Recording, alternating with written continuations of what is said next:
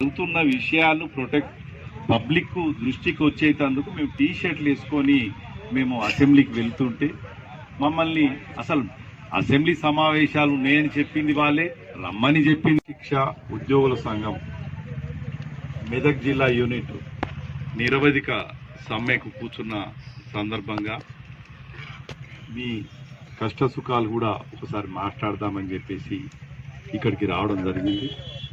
ముఖ్యంగా సభాధ్యక్షులు రాజు గారు, కార్యదర్శి పాషా గారు, ఇక్కడ కూర్చున్న టెంట్ కింద కూర్చున్న ప్రతి ఒక్క అక్కా చెల్లెలకు, అన్నదమ్ములందరూ కూడా నా హృదయపూర్వక నమస్కారాలు. ఈ ప్రభుత్వం పెట్టుకోవాలని కోరుతూ తెలంగాణలోని అన్ని జిల్లాలలో నిరసన దీక్షలు చేపడతా ఉన్నాం. ఈ నిరసన దీక్షలు మనం 3 రోజులు నిరసన దీక్షలు చేసి నేటి నుంచి నిరవధిక సమ్మెకు పోవడం జరుగుతుంది. ఈ నిరవధిక సమ్మెలో భాగంగా పాఠశాల, మండల, కాంప్లెక్స్ అన్ని పరిధిలలో జిల్లా స్థాయిలలో అన్ని పనులు ఆగిపోవడం జరిగింది.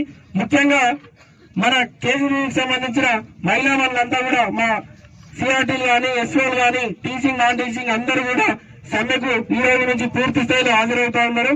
దీనివల్ల బడుగు బలహీన వర్గాల పిల్లలకు వాయిదా పడ్డాయి కాబట్టి వెంటనే శాసనసభ సమావేశాలు ద్వారాగానే మన జిల్లా ద్వారా అదే శేషభాష అన్నగారు చేస్తా ఉన్నాం. పిల్లలు కానీ ఎమ్మెల్సీలు అందరూ కూడా మా ఉద్దేశం పరిగణ తీసుకొని ఇవన్నీ లేవని మా సమస్య పరిష్కరికి పార్టీ పక్షాన చేయాలని, మా అన్ని న్యాయం చేయాలని, మా జీవితాలు ఇవ్వాలని మా రోజుల్లో మనం కోరుతా ఉన్నాం.